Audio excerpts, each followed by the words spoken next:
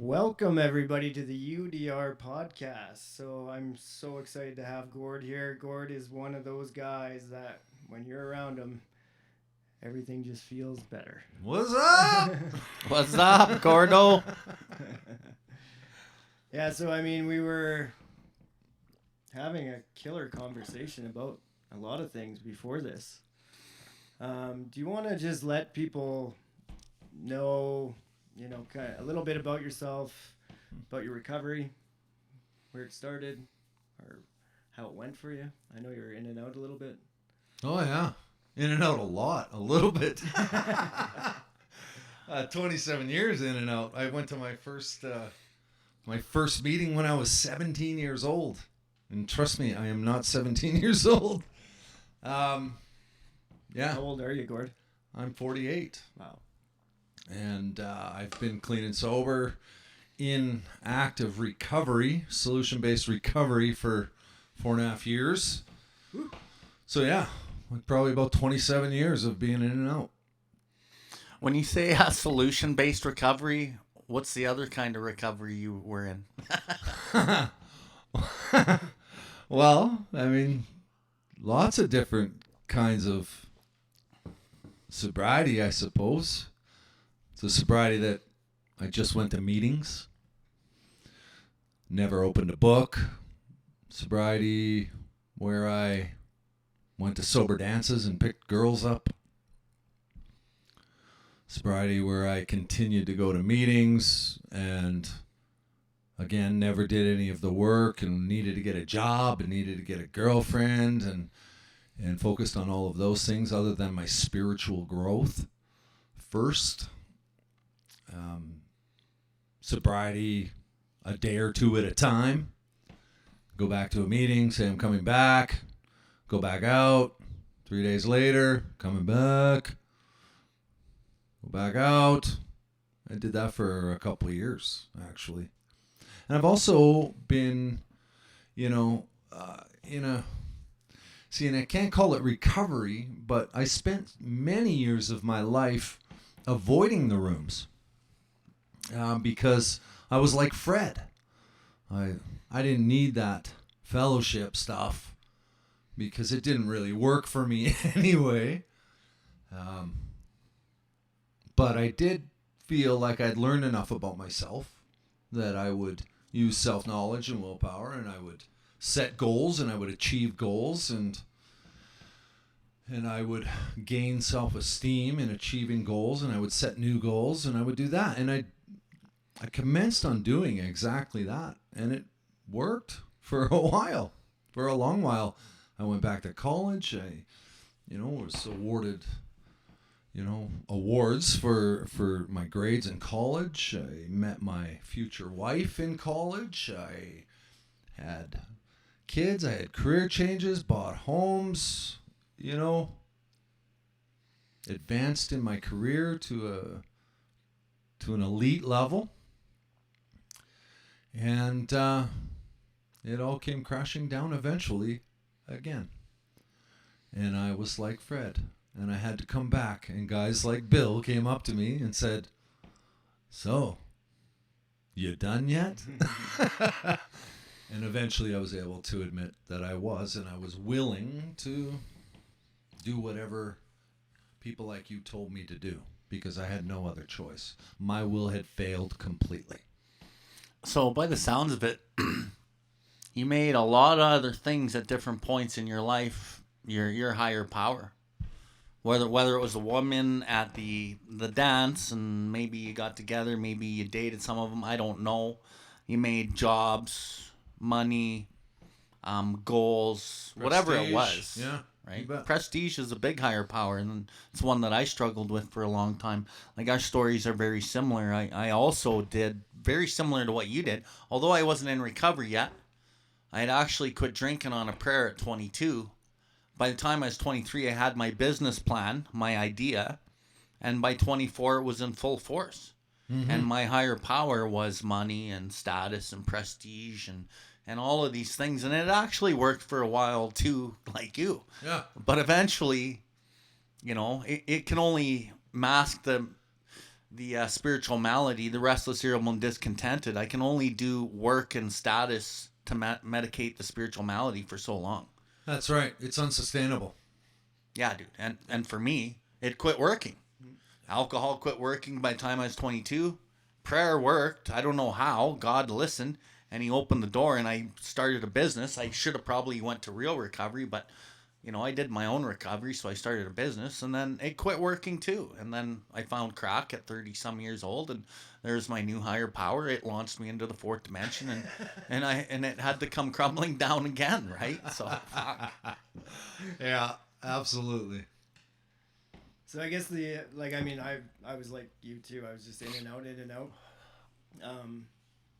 But yeah, I mean, we throw ourselves into work, and they call it workaholism. But really, I'm just like, I don't know what to do with the way I feel sober.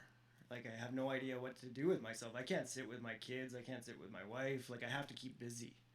And this is like, a lot of people start to accept this in recovery. Oh, that's just the way I am, or I'm ADD, or whatever label they put on it. But really, it's spiritual malady, like all over the place. And I suffered from that, like, brutally. And I would have to throw myself into work like 70, 80-hour work weeks, and it's all for the greater good. I convince myself that I'm supporting the family, I'm a great provider, blah, blah, blah. But the reality is I just can't sit with myself. And, this is what the program has done for me when I actually put in the work and I actually look at myself and start to work on the things about myself, like defects of character. And we talked earlier about, how defects of character kind of evolve, or Bill said devolve. What has that been like in your life up to this point? I mean, it's, pardon me, it's, it's ever changing, ever growing. We talked about that as well, right? I mean, I'm still today learning about how my defects of character have morphed and changed. They aren't so glaring anymore, but they are still very, very real. I mean, the prime example is I came in here very egotistical, very arrogant, but beaten enough to become enough, just willing enough to, like I said, do whatever you guys told me to do, because I needed a new life and I needed something different because I'd failed completely. So when I realized and recognized, by having gone through the steps, and don't forget that I tried to cover up the spiritual malady with, because at that point I had no idea about defects of character. I covered that up with workaholism and pride and prestige and all of those things, which are defects of character. But I had no idea about that because I'd never ever looked at the steps, the program that we work, and eventually, the good feelings that I got from succeeding, from having kids, from being helpful, doing charity work, like all of that helped me kind of keep my life on track for a lot of years, like I say. But eventually, all of a sudden, that malady takes over, that sickness. It's still there. It's still growing, right? And eventually, I started overdoing it with the drinking. I started overdoing it with the prescription pills. I started, seeking relief from narcotics and alcohol. And so, yeah. But now, take it to where we're talking about now with defects of character. I've gone through the 12 steps, and I've recognized a lot of my defects of character. And I say a lot of because God will reveal more to me as I go along. I don't know all of my defects of character. I just don't. I know the great, big, glaring ones, especially in the beginning. And a lot of that was arrogance and ego. So now, take that a couple years later. Those first couple years, I really worked hard at not being that guy. I really worked hard at trying to be more humble. And I failed often, but as time went by, I really started recognizing, and other people really started recognizing in me, that humility was starting to be a part of Gord. But now, You know, in the last year, I've started recognizing how I went overboard with humility to a point where I couldn't allow people to give me praise. I wouldn't allow people to thank me for something kind I did for them. It's morphed. I'm starting to realize that I had taken that change too far. You see, I'm a strong believer that defects of character are either an over-amplification of our instincts or they're an undergraduation of our instincts, right? So I came into this thing, I started working hard because that ego and that arrogance was over-amplified. And what ended up happening, I'm learning, is that now it's undergraduated. I need to be able to accept praise and compliments. I need to allow people their truths to thank me for something kind I did. And that's not being arrogant or egotistical. It's just letting people be their own truth. And also loving myself enough to accept it. It's really cool how we learn as we go. Like we talked about, this is ever learning and ever growing. This is actually never going to stop. I hope. You know, that's my prayer, is that I always continue to learn about myself. And I like what you talked about where you came in and you were like, you went at this guns blazing, I want to change. And maybe you did overdo it. And like we're very similar in our growth in recovery. And I was the same way, right? And through the first year, I didn't even understand what this program of recovery was even about. I just thought it was about getting sober and not using drugs and alcohol. And then I remember one day I go to my sponsors and I'm like bitching about what's happening in my life and what these people are doing to me and all this kind of shit. My sponsor looks at me and he's like, when are you going to realize this isn't even about fucking drinking, bro? It's about your defects of character. And if you don't get a handle on what we're doing here, you're going to burn your life down in all your relationships. And if I go down that track, if I keep burning my life down in my relationships, I'm going to probably eventually put a pipe in my mouth again or a drink in my hand. So he really had that talk with me. And I remember leaving his house and I was all fucking pissed off at him. And I'm thinking, what an asshole you are. Again, like this ain't the first time I left his house pissed off, right? Yeah. But I always sat and thought about it. And I always was like, well, this guy has nothing to gain. All he is doing is caring more about my life than my feelings. And there's something here I need to look at. And then I would look at it and I'd be like, fuck, he's right. He's right again. And then through a lot of this pain, humbled, humiliating pain, I became willing, hooked up with my bro Jesse, and we started reading through step 6, the defect of character step. And heavy conversation through line by line. Going, holy shit, that's me. Holy shit, that's where I do that. Holy shit. And that was the beginning of these real glaring ones, right? But over the time, I'm very similar to you, and I know Tommy's probably the same. Like, this shit changes, and these fucking defects become more cunning, and they become more baffling, and they become more powerful in some ways. And more subtly powerful. Yeah, dude. Yeah. Like, I can get caught now and just spin. And not even really know that I'm spinning until somebody says, dude, like, chill. Now let me ask you something, though. No, I hear you, man. And you're, yeah. Let me ask you this.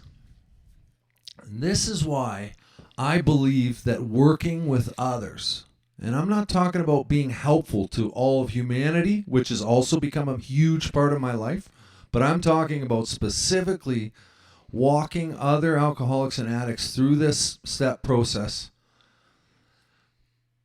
Are you on the beam or off the beam when you're doing that? Do you learn more about your own defects of character when you're taking a guy that's basically you through the book and listening to him? This is the only thing I ask my sponsees to do.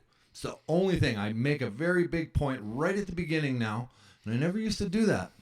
But actually, more growth and learning from doing a big book study with you and Jesse I learned that is right at the beginning. It tells me right in the book to do that. Now I look at guys and I say, I am not here. And I read that portion in There's a Solution about just a sincere desire to be helpful. I say, that's why you came to me, because that's all I've got for you. I only want to help you. I want nothing from you except one thing. And that's where I use that reading at that point to say, the only thing I expect of you, the only thing I will ever want from you is to take this message to others.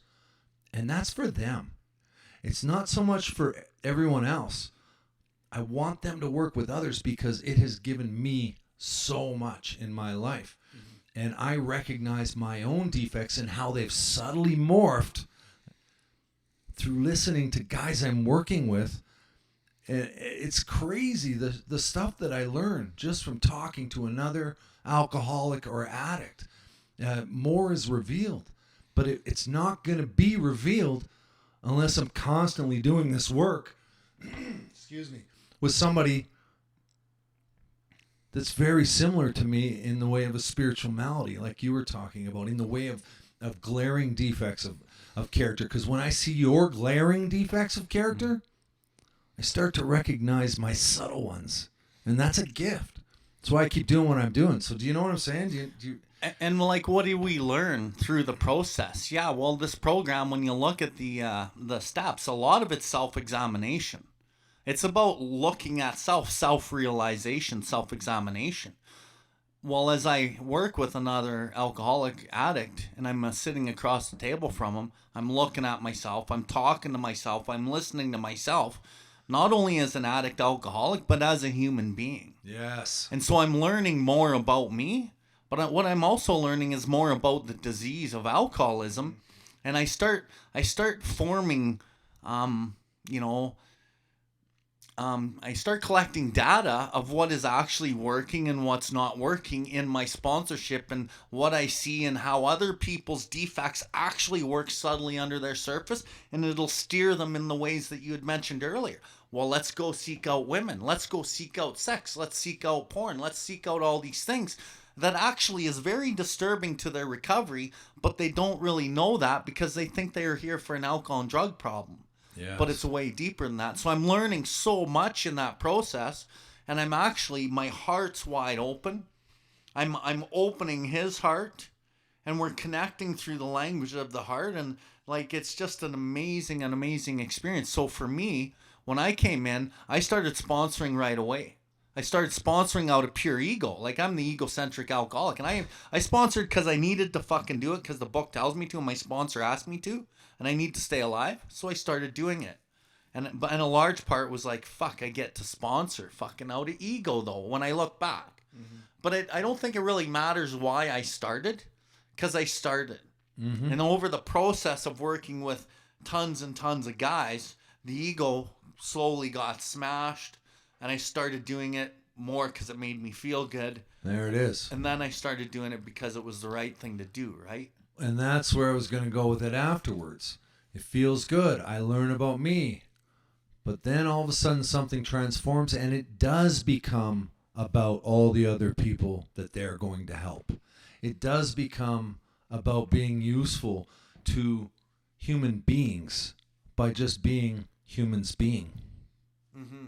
Well, I think it's important, too, to have someone take you through the book so that you feel confident to sponsor. Because, like, the way I was doing it, I didn't feel confident in sponsoring anybody. Like, it was a scary task to me. And when I did, we just read the words, right? And just reading the words in the book just isn't enough. Like, you have to understand what they're saying. And it's hard to understand what they're saying without somebody pointing it out to you. And even, like, defects of character, like, I thought, you know, the defect of character was, fear, anger, resentment, selfishness. So that's all I was on guard for. But when I went through with Bill, people pleasing, dishonesty on a different level, like the little white lies, just so like I didn't, create any conflict. Like all this stuff was affecting me majorly. Self-pity's one of mine. Oh yeah. It's huge. Totally. It's huge. But you don't see it. Like, then this is why working with other alcoholics is like Bill said, they're showing you. It's a mirror, total mirror. But like, I can't figure this stuff out on my own. Like, if I try and figure me out, it's a fucking rabbit hole. Now, here's the trick. I'm going to share a story with you. This just happened a couple weeks ago to me. I called my sponsor. Well, no, actually, it was a couple months ago. I called my sponsor because I was upset. I was upset that I was on this job site. We'd finished the job. It was a big commercial building. And, of course, the 3-piece suit guy comes to do the completion certificate. And I had expectations. I had expectations he was just going to sign the completion and everything was going to be great and everyone was happy. Well, this guy, is a prime example of self-will run riot. He basically told me, well, all this section of the roof is leaking. I'm not paying you a single cent until it's not leaking anymore. And I kept my cool. I explained to him why we didn't touch any of that part of the roof. That was not what we were here to do. And he flat out said, I don't care. I'm not paying you until it doesn't leak anymore. So I said, okay, well, I'm going to end this conversation. I did it professionally. I did it calmly. I didn't really lash out at the guy. I left to think about how we were going to proceed.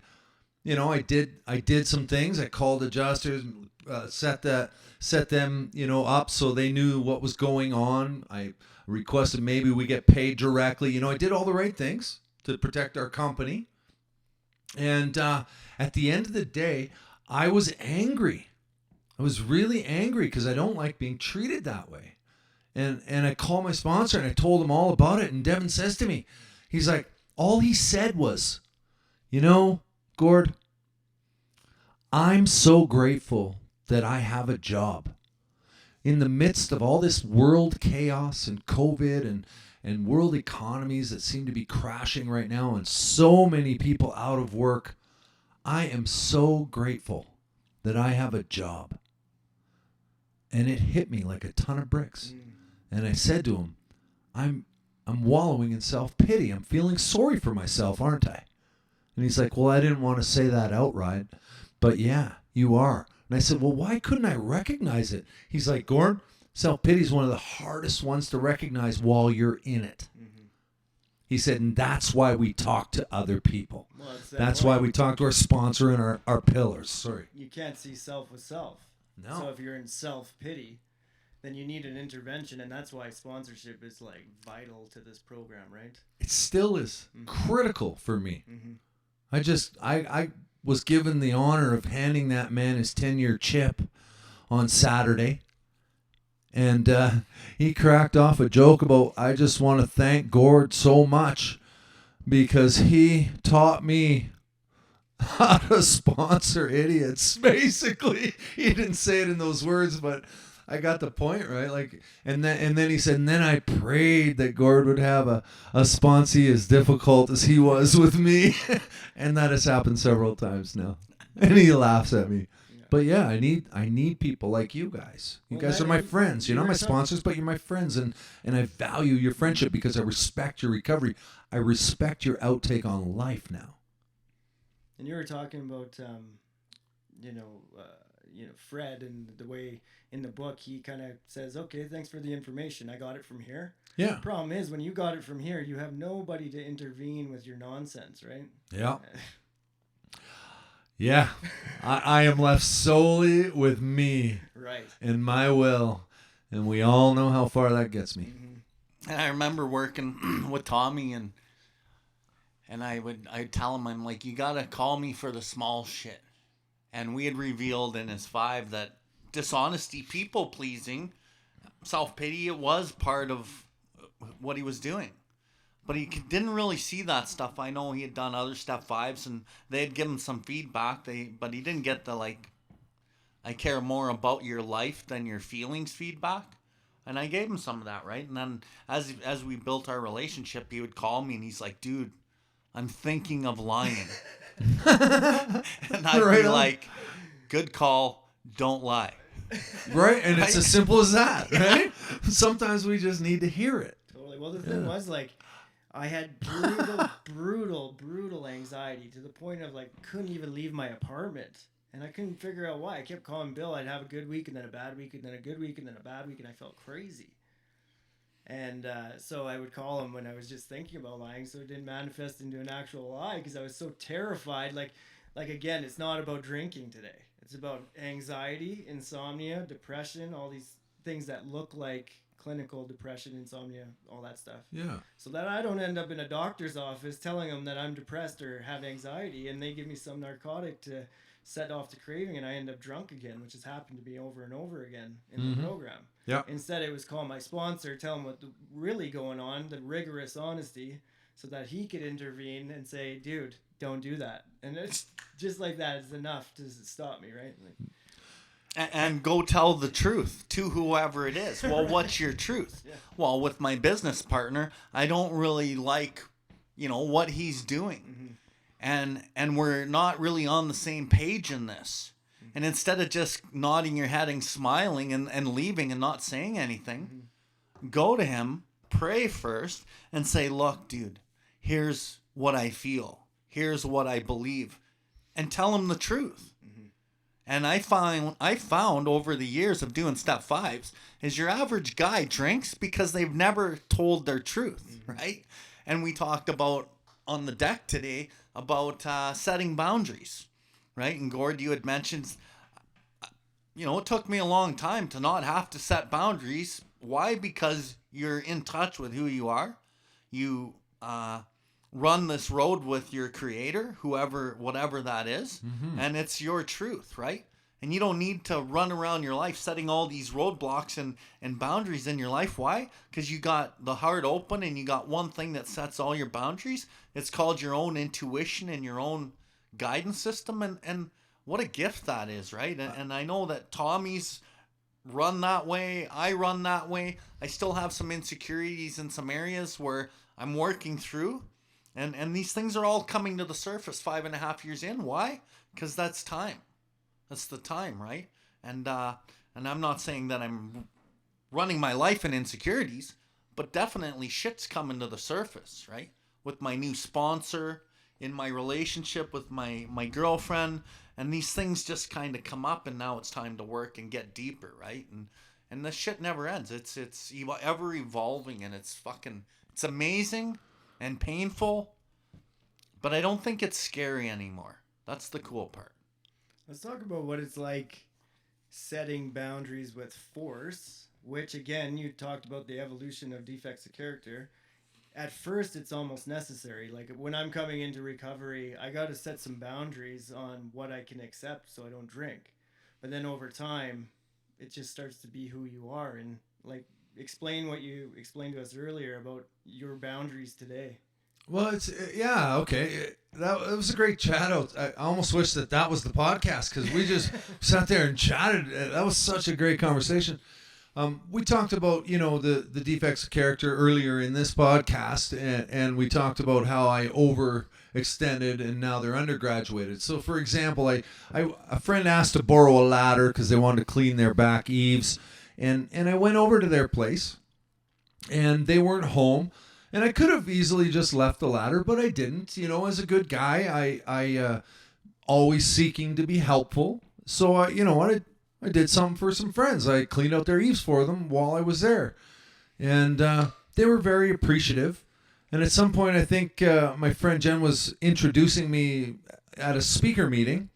And she went to say what a great guy I was. And she was going to say what he just did for me at my house, and I stopped her and I said, no, that doesn't need to be said, right? So that's kind of an example. Like I've gone too far. Like maybe that was her truth and she needed to share that. Maybe I needed to love myself enough to accept that compliment, So when we start talking about boundaries, I set a boundary there. I set a boundary there. I don't want people thanking me publicly. I don't want recognition.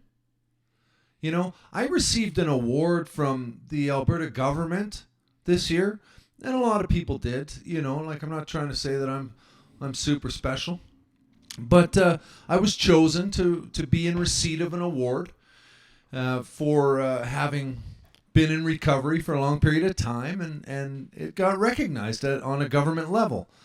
And honestly, I had a hard time. Like I was setting a boundary that I did not want to be in receipt of that award. I didn't think it was It was acceptable for me to go and say, oh, look at me, I'm so great, because I'm just doing what most people do normally in their life. Be good people and and don't abuse drugs and alcohol. Woo! Like, whoopee! But then I talked to my sponsor. So you guys are going to start recognizing a pattern. I talked to my sponsor again, and he had told me, Gord, can you accepting that award help other alcoholics and addicts? Is there any way that can benefit a treatment center on a government level, maybe funding, or can maybe people in that treatment center, when they see that post, recognize that guys have succeeded by going through that program? Mm-hmm. I said, yeah, I suppose so. He's like, then you have to accept it. I mean, I'm not telling you to do it, but that's the way I see it. You have to be effective. You have to stop worrying about the attention and being so humble that you lose sight of being helpful in it, right? So I've learned over time, and this just basically came, I had people, that I just X from my life because I would not listen to gossip. But some of those people are it's just one of their defects of character that they maybe don't know they need to work on, but they're really decent people, and I love them in my life. But at one point, I was setting boundaries. I'm not going to have you in my life because you do this. That's too rigid. It falls back into my will. Even though I'm forcing a recovery on it, and it can't be all bad, I've grown spiritually, and what that has turned into is I just live my truth today. And I don't X people from my life, and I don't really set boundaries. People learn my boundaries naturally. I seek to do God's will. I always try to be helpful. And when I'm wrong, I make good on it quickly. And if I'm constantly doing those things, the need to set boundaries has just fallen away. Mm-hmm. Does that make sense? Yeah, I mean, you're trying to be authentic. That's exactly what it is, Tommy. Being authentic. Yeah, this is who I am today. Certain things don't fit in, but that doesn't necessarily mean that we have to say, you're this way and I won't accept it. It's just like, I won't partake in that stuff. Like, someone's being gossip, you just don't feed the beast, right? Yeah, 100%. And I think part of that boils down to it's attraction rather than promotion. You walk your truth, you walk your center of your road with who you are and your authenticity, and the things that are meant to stick will stick, and through your own actions people will actually get the drift of, okay, this guy doesn't engage in that type of behavior. And then again, back to your sponsor's words, well, how can you be most effective and helpful? Well, as you walk this walk, as we walk this walk, the best teacher is us in our actions. In the forward to the first, it says, to show other alcoholics precisely how we have recovered is the main purpose of this book. Well, to show other alcoholics, my sponsee and other members, how I stay recovered emotionally on an emotional level is the main purpose of what we do. So as we walk this, that high vibration, by not using force, like we could easily say to somebody, you know what, that's fucking rude of you. Why would you say that? I'm not engaging in gossip. But now we know, let's engage in some power and some love and just act that way and be that way. So instead of calling them on it, you're saying, hey, you just interrupt them and say, oh, hey, I got to get in there. The meeting's starting. Or, oh, you know what? Sorry, I just got to get on my way. Or as you're sharing, you share, like I'm not into that gossip anymore. I'm sharing my story and I say, this is what I used to be like. This is what happened. I suffered the fucking pain. And this is what I'm like now. I try not to engage in that. Like I remember a story, the story is true to me. And I thought about it today. There was this guy who was really being inappropriate to somebody in the program. And I was with this somebody and I could see the text and it was really disturbing. And I already didn't like this guy. So it was just a reason I actually wanted to fucking smash him. But I'd been in recovery only for about a year and a half at this point, and I'm just like trying to learn what we're doing. And I'm like, okay, I'm forcing the principles into my affairs, and I'm like, okay, it's not my business. Keep my nose out of it. Like I'm self-willing the principles into my affairs, but it kind of worked. And then over time, I ran into this guy, and I remembered all of this shit that he was doing. But then I was like, okay. So I go in, I say, hey man, do you got a minute? Could you chat?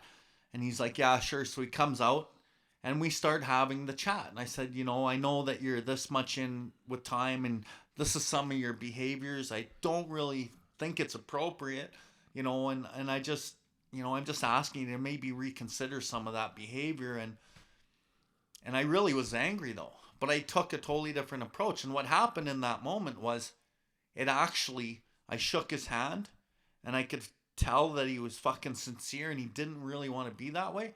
And I gained a level of compassion that was actually I'd never had before. And then every time I'd see him after that, I would genuinely go say hi to him. Whereas before I was just saying hi to him because it was out of spite and I'm supposed to. But it's kind of like that humility thing. I learned through the humiliation, through the humble, through pain. And then finally, this guy's just another human being that's emotionally or spiritually sick and frequently wrong, but it helped heal me and it helped me see him in a different light, right? And so that was huge, and that was only a year and a half in, and I've had many experiences like that, right? The little things that just come to my mind when you're talking about that is understanding that someone, like, I'm capable of exactly what they're doing. Yeah. It has an effect on me. Like it actually worked with me a lot, for instance, in traffic. When someone would cut me off, instead of getting mad, I'd be like, yeah, I've cut people off before. And that's just a small example, but once you start applying that kind of mentality into your life, and, a lot of the time I continue to bring this stuff to prayer. I want this person to change and see what I've seen, kind of thing. And man, the effect that it has on your life, like, I spent so much time, for instance, being angry in traffic at what people were doing. And today I drive around and it's like flow. It's like nobody's pissing me off. People are making some mistakes. They don't really see me here and there. Nothing to get angry about. That shit used to drive my life. These little moments of anger would affect my entire fucking day, and sometimes even in my sleep. I'm just spinning this scenario. What a dickhead. Well, sure, and I can relate to that, Tommy. I was always the guy that was running late, and so I was always speeding around. So it's amazing through this recovery process how I've learned if I leave on time or with time to spare and I'm going to be early, I don't have to speed. I don't get angry while I'm driving anymore. I don't become an asshole. It's all little fine lines. I loved just now what you said about seeing yourself in others. I just read a book this year, and I want to quote the author, but I apologize to her. I can't remember her name, but the book's title is Dark Side of the Light Chasers. Debbie Ford, thank you, yes. It's an excellent book, and that's exactly what the book's about. It's about our shadow selves and how whenever something bothers us about somebody else, if we can look within and we can own the fact that we can be exactly what you just said, just like that in some level. Like maybe there's a guy that's a murderer that I hate, but I gotta take that on and say, do you think that I could ever become that guy? Well, maybe if somebody, raped my wife, and maybe I would get that angry. Maybe I could get that angry. I've definitely been angry. I've definitely been violent in my life, although I never considered myself a murderer. Right. But if I can take that, own it inside myself, I become free of it. That's a great book. I highly recommend that book to anybody listening. I think the example she used is if she was locked in a closet for 6 years and beaten most of her life, is she capable of that, right? Right. And we don't really go to that extreme ever. And usually we're just full of judgment and, how can this guy's such a dick all the time, blah, blah, blah. But when you start to look at, like, I have no idea not even a clue, because I'm not God. I used to always know what people were thinking and how they were feeling and how they should act. Yeah. But today it's more like I have no idea what these people have gone through. And understand, I love working with other people, because you start to understand, especially through 5, 6, and 7, what people have gone through. You know, you start to have this different outlook on how they are, and you understand when they call you with this crazy shit going on in your head, and you're like, yeah, I think that I've thought that stuff before too. With understanding comes forgiveness, Totally. right? Yeah, it's not just like stop being an idiot. It's like, I get it. Yeah. And that compassion. And that compassion is just so powerful when it, you know, that synergy that happens when you have compassion present. It just changes the vibration. And this is why when you work with somebody, you guys both leave the room lit up, because you're bringing love and compassion into the room rather than judgment and fear and worry. Sure. And this energy happens, and then all of a sudden everybody's just like feeling on top of the world, right? Mm-hmm. Man, it's a powerful experience. Now, here's the gift of all that. If I continue to do this, and it's very difficult in the beginning, and it takes time to learn lessons. It takes time for me to become aware. Step 11, right? Constantly staying in contact and becoming more aware. I learn about more defects of character, and I continue to work on those. Now, here's the gift. If I continue to work on those things, my thought process, a complete psychic change occurs, right? And I certainly by no means had a complete psychic change right after I did all the steps. That just didn't happen. I'd be a liar if I told you that was the case. But over time, I've had a complete psychic change and a spiritual awakening. And that means that my thinking process is different. So the guy that cuts me off in traffic now, your example, I'm more apt to think, shit, I hope his wife isn't in the hospital and he's rushing because she just got delivered in an ambulance from a car accident. Right. I have no idea why that guy's racing around. Maybe he's just an asshole like I used to be. Mm-hmm. Maybe something really devastating is going on in his life. Not up to me to know, but it's up to me to have tolerance and love for all humans, right? In every situation. Do I do it all the time? No. Or that guy needs to learn to leave on time. Yeah, that's right. Because I know what's best for him. That has definitely helped me. And in the book, it talks about we make these decisions based on self that later place us in a position to be hurt, right? Yeah. We step on the toes of our fellows. And they hurt retaliate. us seemingly without provocation. Mm-hmm. And I like the small example of not getting up on time. You know, maybe I stayed up too late, watched a movie too late. My bedtime's 10 o'clock, but I decided to watch a movie till midnight. And then I get up and my alarm goes off and I hit snooze twice.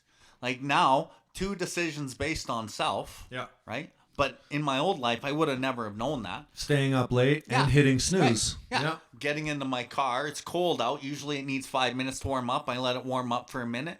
And now I'm driving to work. And I get to the 4-way stop sign. I don't actually stop. I roll through it. I get a ticket for not stopping. And, you know, I'm pissed off. These things are piling up on me. I drive. I get a ticket in the playground zone where I never speed through. But today I'm late because I'm late already, and I just got a ticket for the 4-way stop, and now I speed through the playground zone, and then I see the camera go off in my rear view mirror. And then I get to work, and my boss is wondering, like, why are you 5 minutes late? And I'm like, fuck, can't you? Like, look what I do around here. And, like, everything's just piling up on me, right? And I'm blaming everything. I'm blaming the cops. I'm blaming the stop sign. I'm blaming, you know, everybody. My boss and fucking... For an alcoholic addict, and when you allow that too much of the shit to pile up, it's time bomb stuff, right? It can be fatal. Yeah. So what I want to highlight here is, so I did a step 5 yesterday on shame. Okay, so I did like a 6-hour step 5, and the only thing that was on was shame. It was probably the most in-depth step 4 and 5 I've ever done. So everything I've ever done in my life where I feel actually shame about, it was on this 5 pages. It was 5 pages of the worst shit I ever did. And the first 2 step 4 and 5s I did were not as deep as this one. So as I go through this and I see the real reasons of why a lot of my behaviors manifest the way they do, and I got the feedback at the end, it just blew my mind. And what that does is I go out into life and I get to see other people struggle from the same deep-rooted shit that I do, right? And so it allows me to develop compassion for the guy driving like a maniac, cutting me off on the road. It allows me to have compassion for the guy in the meeting who's hitting on all the newcomers. And this is my opportunity to try to be effective. Now I go and I try to say, hey, bud, do you want help with the book? Or, without calling him right out, right? So it just, all of this shit just changes you. And over time, like I'm 5.5 years in, I did my third step 4 and 5, and it just blew my fucking mind. And it's changed me again. And it hasn't even all sunk in, right? But it develops compassion for me because I think I'm the first one I fucking struggle with. Right? Yeah. Right? And then if I quit struggling with me, I won't lash out at you. And then I cease fighting anything or anyone, hopefully, which is a process. I don't know what's ever going to fully happen, but it's part of the deal, right? I think it's we part have of the moments process. we cease fighting everybody and everything. Moments, yes. So there's moments of that, and then, some days we're good at it, some days we're not. That's right. Right? But we are able to match calamity with serenity. Absolutely. We just sometimes choose to take our will back. Mm-hmm. Right? And the process is a little bit different every time. Yeah. And sometimes we hang on to stuff a little too long, Yeah. before we actually we were talking out there and you're like, holy shit, this is so easy. Why do I make it so hard? Right? and we, just so everyone knows and has the reference on that, my day started out, I went into the office early to get a handle on things so I could be here to do this. And a few things came up, a few emails came in that annoyed me, and dealing with people is not always easy, but then I center myself and I say a prayer, I grab a coffee, then I'm on my way down here. I think I'm back on the beam, and a couple more emails annoy me. I am a little stressed out, but I'm able to deal with things, on a business level, and then I get here and I get a phone call from one of my concrete trades, and he's telling me I ask him specifically to do it one way, and he says I don't do it like that, and I get annoyed again, and this is all like on the beam, off the beam, on the beam, off the beam all morning today, and I actually was not able to match calamity with serenity today until I actually spent some focused meditation and prayer time. Mm-hmm. And I forget that in my busyness and in my life. I forget that I need to dedicate time to God. And when I do that, those are the times I'm able to match calamity with serenity. Those are the times that I feel inner peace. And those are the times when I dedicate that time that peace lasts longer. I behave better. Mm-hmm. And then in that prayer, which I was blessed to do with the two of you, we each took our moments and prayed and that was really cool. And it was like a decent amount of time that we spent in prayer and just coming to my head. It was like, why do I make this so hard? Why don't I spend 3 minutes talking to God? It will make the rest of my day probably much, much better. But I'm human. I get caught up in the busyness. I get caught up in the stress. I get caught up in the self-pity. Mm. Poor me. This guy's telling me he's not going to do it. See? Subtle. It's not I can't believe they're treating me this way. Mm-hmm. I'm not that guy. But I subtly suffer from self-pity in many ways. Why doesn't this guy respect me? Why won't this guy pay me? Why doesn't my wife understand me? It's all self-pity. Right. Tell you what, 2 years ago, 2.5 years into recovery, I would have never wanted to admit that I suffer from self-pity. Because it's such a negative word. It's almost, when I first thought of self-pity, I thought it was very weak. You think about self-pity. Yes. It's like a weakness. Yeah, feeling sorry for yourself kind of guy. Right. I don't get depressed. I'm not that guy. I get suicidal, though. Yeah. And I like how your sponsor let you know that self-pity is the most subtlest one and it's hardest to see. And as I work with guys in the program, self-pity, victimization, the victim being the victim, those two are the worst. And they're the hardest to see and they're the hardest to be rid of. And like, as we say, yeah, well, maybe that's not us. Well, it is us, right? It is, but 5 years ago, you'd have called me a victim. I'd have punched you in the face. Right. Straight up. I'll show you, victim. And in the book, it says, powerfully, blindly, many times subtly, these things will drive us, dominate us, insist upon ruling our lives. Self-pity does creep in there. And it does subtly get in there. And it does dominate me. And it will victimize me. And it will tyrannize my life. And unless I have somebody to call me on it, sometimes I can't see it, right? Or I fucking like going there because it gives me a feeling of superiority. Like, fuck you. Or whatever. It does weird shit, right? But it makes me feel superior in a fucking really gross way. Right? Fuck. Yeah. Yeah. It's superiority. It's different than gossip, right? And gossip, is basically me feeling superior to others by slamming them, right? And that's an obvious thing, and that gives me an obvious good feeling when I'm talking shit about somebody. Yeah, that mother, blah, blah, blah. And I feel good at the time doing that because I think it's awesome that I'm bagging on this guy. Oh, so when your self-esteem is low, Yeah. you need to bring other people to your level to feel a little bit better than yourself, right? Exactly. Yeah. However, with this form of self-pity, you're right. It's very different. It feels icky. It feels dirty. And I don't like it. But it happens anyway. It's almost like a drug in itself, right? Because you still go through the spree, like it talks about in the book. And then the guilt and the remorse comes later. Maybe you're laying in bed and you're like, fuck, what a dick I was. But fuck, it felt good at the time.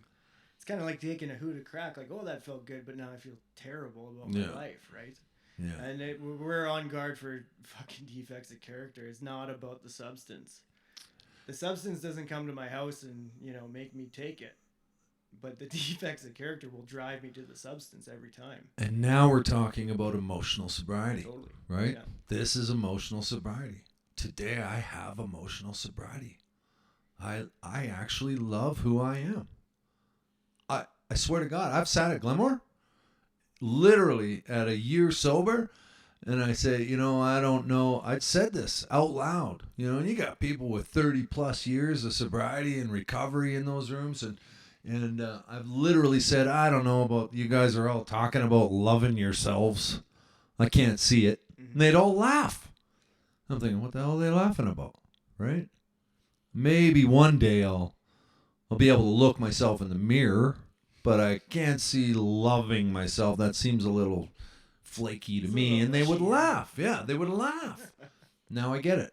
They laughed because they understood. They went through the same process. I love myself today. And it provides me with an ability to be more in touch with my emotions. That to me is emotional sobriety. And when I really falter in that pain of defects of character, acting out in my defects of character that we were talking about and you were talking about, well, those are emotional hangovers. And because I'm in touch with that so much, I recognize it a little faster today. So I still get emotional hangovers. You wake up and you're like, remember getting loaded and waking up the next morning and going, oh, God, did I actually say that to her? Oh, my God, what am I going to do about this? And that shame and that guilt and the pressure. I still get those times when I act a little bit out of in ego in a room, or at a function, a family function or something. And I walk away and I go, oh, damn. But I'm just more in tune with it today. I'm able to make amends a little more quickly and or just change the behavior, right? That's a beautiful thing about me being in touch with my Creator is He's constantly making me aware of what He needs me to be aware of. I have no idea, nor do I want to know what that is at all times. I just want to be the loving servant sitting here, show me what you need. I'm trying to be in the moment.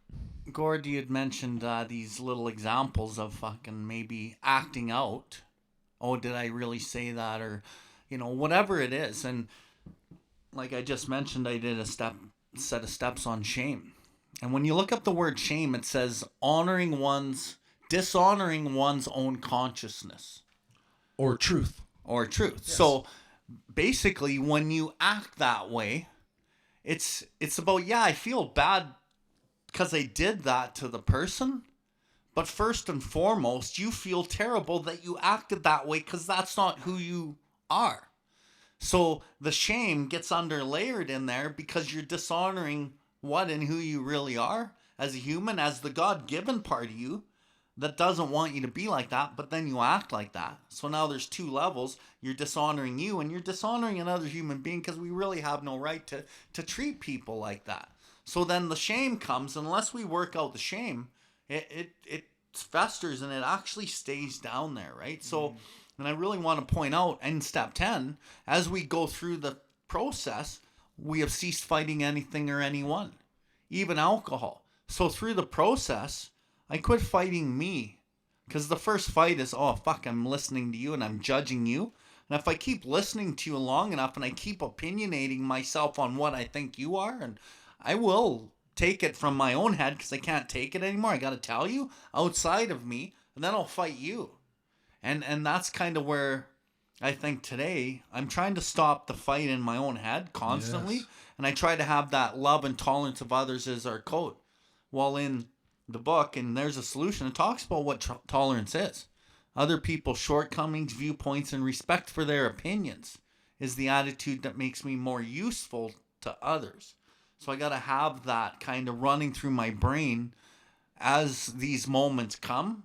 And sometimes it doesn't always come because pride is my big one, and I get offended through my pride, and then I'll react instead of respond, right? But I think the biggest thing is trying to honor our own consciousness. And if we can honor our own consciousness, then we're okay because we're setting that boundary through truth. And then we don't need to be like that to people outside of ourselves. But it's a long path, right? Well, here's the trick. Yeah. Our own consciousness also changes, right? Along the way. And we get more humble. And when I say humble, I mean seeking to do God's will, humility. And so I'm not sure I'll ever be completely there. I just try to be there as often as I can. So my consciousness has changed over the last 4.5 years tremendously. Well, there's a rewiring process with anything. It's like going to the gym. Like, it's hard for the first 2 weeks. And if you stop, you don't create the new pathways, right? Mentally. Yeah. But once you get through the threshold, it starts to become easier and easier. And this is what we're doing. And, through the process, we're clearing the channel from the head to the heart. With all the blockage, the connection to a higher power, God, right? And, so it is amazing how a lot of this stuff will start to become a working part of my mind but I have to practice. And this is where, we watch it all the time with guys. They start doing this stuff rigorously and then they let off. And they don't give themselves enough time to create this new way of thinking and being and acting. And, it's practice.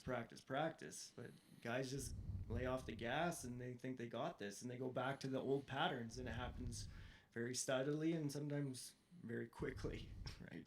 Yeah. Yeah, it takes time to get to a complete psychic change. Totally. I think that a lot of people, when we go through that book with them for the first time, they hear the complete psychic change and it may seem either A, impossible, or B, something that should happen overnight.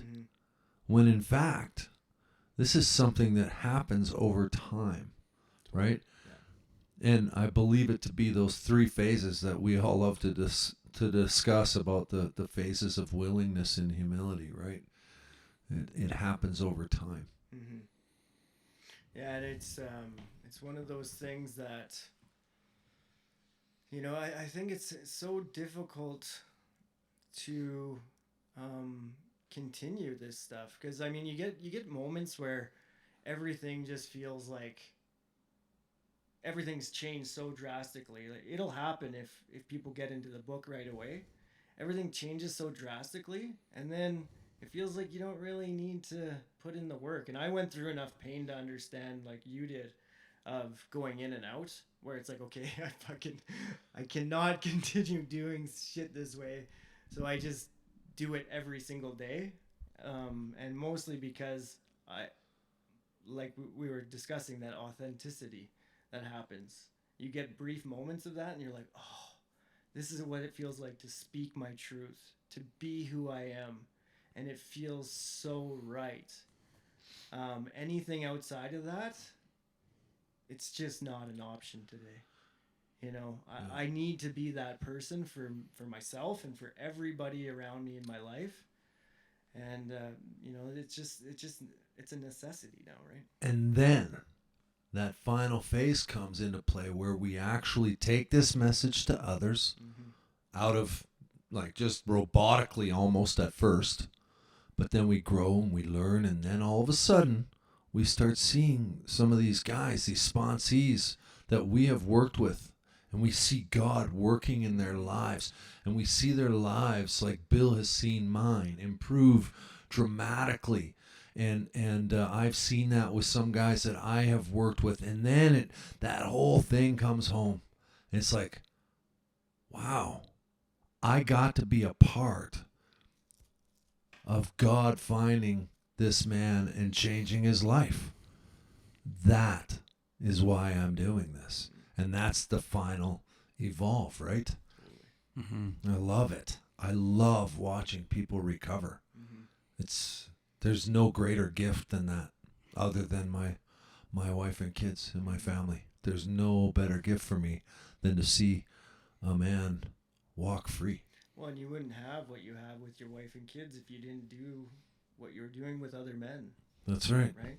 Yeah. Learn the lessons from the other guys and take that lesson home and be there for your kid and your wife and a man. And I assure you, my wife understands that too. I mean, I work with 3 guys a week. But I also spend several days, you know, weekends, mostly Friday, Saturday, Sunday, with her, right? But she understands I've got to continue working with guys, you know? So I set out, we had to figure out a plan, right? People need help. Guys need help. I can't do it every night because it take away from why I did it in the first place. There's another way I've cushioned, you know, taking something to an exaggeration. I mean, there was a time where I would even skip date night. I'd be going to meetings every night and working with other guys, and all the nights would be filled. Well, guess what happens? Eventually, my wife's like, don't you care about me? Where's my time with you? Right? It's all been an evolution. Ever living, ever learning, ever growing, right?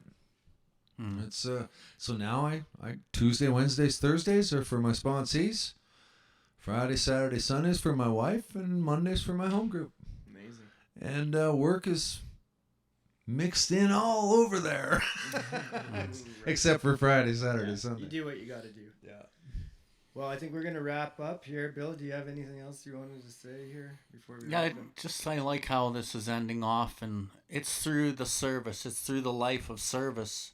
Because I know a lot of guys come to the program and all they try to grab and seek is happiness, right? Yeah. And if you come here and you're trying to grab and seek happiness, it's like grabbing a handful of sand, and the more harder you squeeze it, the less there is there when you open it. There's nothing there. And when you look at the prayers and you look at the literature and actually what it's trying to do, it's trying to make us more of service so we can be helpful to our fellow man and to Creator. And through that process of actually being of service, what do we find? We find the byproduct of happiness. Find the byproduct of what we talked about earlier, peace of mind. We find the byproduct of freedom of the human spirit. We find the byproduct of a faith that can meet any emergency. And it's through the life of service, which is like what we're all trying to do. Amen. And I think it's through the balance of asking God for balance, because as you alluded to, and I've experienced, me trying to fucking balance this myself just causes more pain. Yeah. Right? So I got to relinquish that, which we learned through the evolution, right? So yeah, Gord, I'm really appreciative you came back and did this again today, and it just flowed really well. I'm just so super stoked at your recovery and what you're doing, and you know, and I'm really happy to know both you guys as part of my pillar system in my recovery. And, you know, I just think it's a great thing what we're doing here. So that's all I have. Right on. Yeah, thanks, Gord, for showing up, man. It's means a lot. Gentlemen, you're welcome. But I also need to extend a thank you to you both. I mean, this is an honor for me. It's not only an honor, it's a debt that I owe. Because today I live in grace, which is undeserved. Because the way I lived my life and the way my life is today, if you look at it on paper, I don't deserve to be this happy. I don't deserve to have what I have.